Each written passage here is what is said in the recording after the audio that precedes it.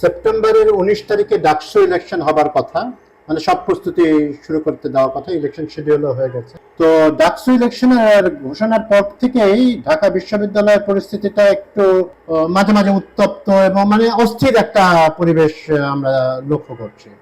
নানান রকম ঘটনা ঘটছে। এক রাত্রে তো বেশ তোলপাড় কাণ্ড হয়ে গেল বিভিন্ন এই যে হল কমিটি ঘোষণা কেন্দ্র করে, এবং শেষ পর্যন্ত ঢাকা বিশ্ববিদ্যালয়ের ভিসি, যাকে অনেকে বলে থাকেন যে উনি জামায়াত শিবিরের পন্থী, আমি জানি না, তার একাডেমিক কোয়ালিফিকেশন অনেক ভালোই দেখা যায়। তার কোয়ালিটি নিয়ে বা নিরপেক্ষতা নিয়ে প্রশ্ন তোলার এখন সময় হয়েছে কিনা আমি জানি না। বাট ওই ভিসি ঘোষণা করে দিলেন যে ঢাকা বিশ্ববিদ্যালয়ের বিভিন্ন আবাসিক হলগুলো আছে, সেখানে হল ভিত্তিক রাজনীতি নিষিদ্ধ ঘোষণা করলেন। এটা কিন্তু একটা ব্যাকগ্রাউন্ড আছে। এই ভিসি আসার আগেই যখন স্বৈরাচারী শেখ হাসিনার বিরুদ্ধে আন্দোলন চলছিল, তখন ছাত্ররা মিলে বৈষম্য বিরোধী ছাত্র আন্দোলন এবং অন্যান্য যারা হাসিনার বিরুদ্ধে যারা সংগ্রামে ছিলেন, ওনারা ছাত্রলীগকে এক পর্যায়ে বের করে দেন ঢাকা বিশ্ববিদ্যালয় ক্যাম্পাস থেকে। পরে আবার গুন্ডামির সাহায্যে তারা ঢুকে যায়। তো সে যাই হোক, বের করে দেওয়ার পরে তারা হল রাজনীতি তখনই নিষিদ্ধ ঘোষণা করে দেন, এবং তখন বিশ্ববিদ্যালয় কর্তৃপক্ষ মোটামুটি এটা মেনে নিতে বাধ্য হয় একরকম। তো স্পিরিট যেটা ছিল এই গণ অভ্যুত্থানের, তাতে ছাত্রদের একটা প্রধান দাবি ছিল যে লেজুর ভিত্তিক রাজনীতি বন্ধ হবে, এবং হল কেন্দ্রিক রাজনীতি হলে ওটা লেজুর ভিত্তিক রাজনীতিতে পরিণত হয়ে যায়। তো এখানে রাজনীতি বা রাজনৈতিক কার্যকলাপ না করার পিছনে পক্ষে আমার ব্যক্তিগত অবস্থান। অনেকে বলছেন যে এই যদি ডাকসু ইলেকশন হতে পারে সেন্ট্রালে, তাহলে হলেও তো ইলেকশন হবে। তো এগুলো এখানে রাজনৈতিক কার্যক্রম নিষিদ্ধ করার দরকার। আবাসিক কোনো পরিপন্ডলে রাজনৈতিক কার্যকলাপ নিষিদ্ধ রাখাই প্রয়োজন।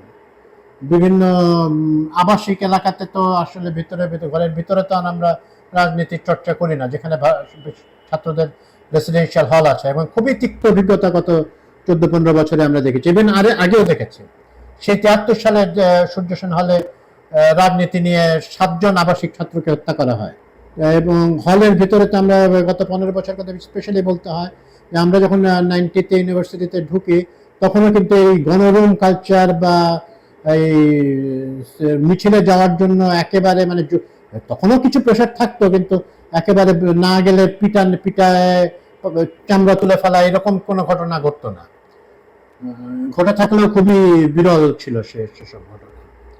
তো এখন তো রুমও বিক্রি করা হয়, মানে রুম ভাড়া দেওয়া হয়, হতো আর কি ছাত্রলীগের আমলে।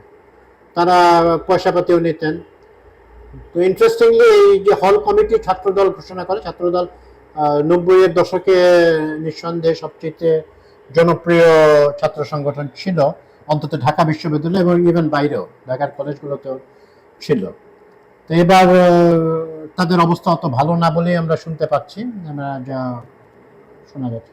তো ওনাদের কমিটিতে কি দেখা গেল যে আওয়ামী লীগের যে ছাত্র সংগঠন, এখন নিষিদ্ধ ঘোষিত ছাত্রলীগের প্রচুর সদস্য, মানে একটা বেশ বড় অংশের সদস্য তার বিভিন্ন হল কমিটিতে ভালো ভালো জায়গা পেয়ে গেছে। তো স্বাভাবিকভাবে ছাত্রলীগরা তো আর ছাত্র শিবিরে যেতে পারতেছে না, আবার এনসিপি বা তাদের সংগঠনে বা অন্য জায়গায় যেতে পারছে না। তাদের জায়গা আছে বাম দলগুলো, এবং এখন দেখা যাচ্ছে বিএনপিও তাদের জায়গা দিতে বেশ তেমন কার্পণ্য করে নাই।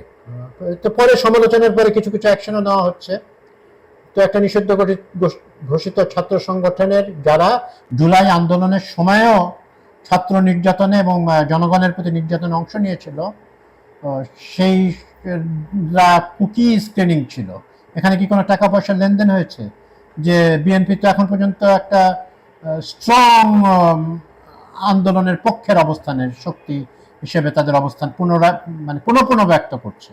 তাদের দু একজন উপদেষ্টা বা অন্য প্রাক্তন এমপি কেউ কেউ বলছেন আওয়ামী লীগকে মেইন স্ট্রিমে নিয়ে আসার কথা, বাট মূল ধারাটা তো এই অবস্থানে নাই।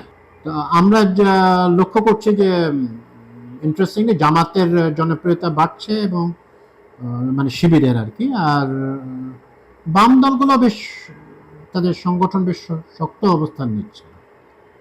এবং তারাও স্বাধীনতার চেতনার কথা বলছেন এবং জামাতের বিরুদ্ধে অবস্থান নেওয়া যেত। এনসিপির সংগঠনও ভালোই যাচ্ছিল, কিন্তু বিভিন্ন নানা রকম ঘটনার পরে পরিপ্রেক্ষিতে তাদের অবস্থান এখন আর সেরকম শক্তিশালী নেই। দেখা যাক, এখনো সময় আছে, তো আমরা দেখতে পারি কি কি হবে। এবং যদিও ডাকসু বা অন্যান্য বিশ্ববিদ্যালয়, পাবলিক বিশ্ববিদ্যালয়ের সেন্ট্রাল ইউনিয়নের সরাসরি জাতীয় রাজনীতিতে ইম্প্যাক্ট থাকার কথা না, কিন্তু আমাদের দেশে থাকে কিছু, মানে এখানে যারা জিতবেন তারাই যে সংসদ সরকার গঠন করবেন এমনটি না, কিন্তু এক ধরনের একটা আঁচ পাওয়া যায় যে কি হতে চলেছে, এবং অন্তত ছাত্র সমাজের মুডটা বোঝা যায়। এবং ভবিষ্যতে এই ছাত্র সমাজ তো আমাদের আরো লিডারশিপের দিকে যাবেন। তো এটা হওয়া দরকার বলে মনে করি, যে ইলেকশনগুলো সব, শুধু ঢাকা ইউনিভার্সিটি না, সব কলেজ এবং অ্যাটলিস্ট পাবলিক যেগুলো আছে কলেজ ইউনিভার্সিটি, সেগুলোতে ইলেকশন হওয়া দরকার। এবং এটা নিয়ে ধোঁয়াশা রাখার কোনো প্রয়োজন নাই। এখানে ভিসি অপসারণ আন্দোলন বা অমুক বিচার আগে হতে হবে, এগুলো যদি বিএনপি বলে বা ছাত্রদল বলে, তাহলে তো তারা নিজেরাই ফেসে যাচ্ছে। হ্যাঁ, তাহলে তো বলবে বিচার না হওয়ার আগে আপনার জেনারেল ইলেকশন কেমনে হয়।